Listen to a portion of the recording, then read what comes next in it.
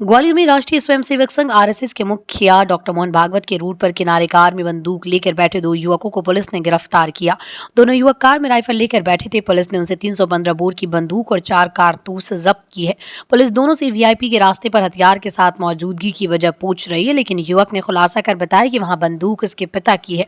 दरअसल राष्ट्रीय स्वयंसेवक संघ आरएसएस प्रमुख डॉक्टर मोहन भागवत को चित्रकूट रवाना होना था, इसलिए केदारपुर से रेलवे स्टेशन तक रास्ते को पुलिस ने घेरे में लिया हुआ था।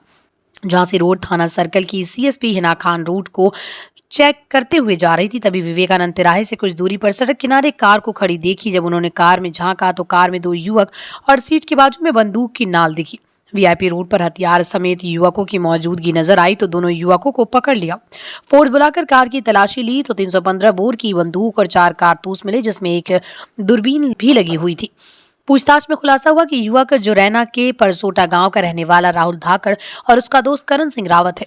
बंदूक राहुल के पिता बनवारी की लाइसेंसी है। पुलिस पूछताछ में राहुल बयान बदलता रहा, इसलिए उसे शक के दायरे में आ गया। शुरुआत में उसने बताया कि गांव से कुछ पैसा बैंक में जमा करने आया था।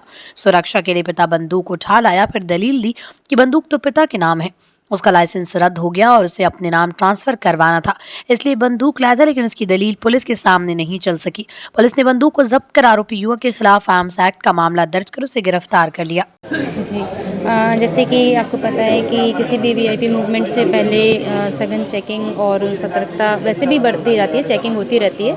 तो इसी चेकिंग के दौरान एक सफ़ेद कलर की कार में 4 लड़के बैठे थे और जिनको पूछा गया, जिनसे पूछताछ की गई, संदिग्ध लग रहे थे। जब गाड़ी चेक की गई तो गाड़ी में एक 315 बोर की राइफ़ल मिली, जिसका लाइसेंस एक्सपायर हो चुका था और लाइसेंस उस लड़के के नाम पर भी नहीं था, उसके पिता के नाम पे था और मुरैना का लाइसेंस था। और कोई संतोषजनक उत्तर ये दे नहीं पाए कि इनके पास क्यों है गन और ये क्या कर रहे हैं गन के साथ। तो फिर उसमें आर्म्स एक्ट के तहत कार्रवाई की गई और उनको थाने भेजा गया। क्या वजह थी कि मतलब मुरैना से गोली हथियार लेके?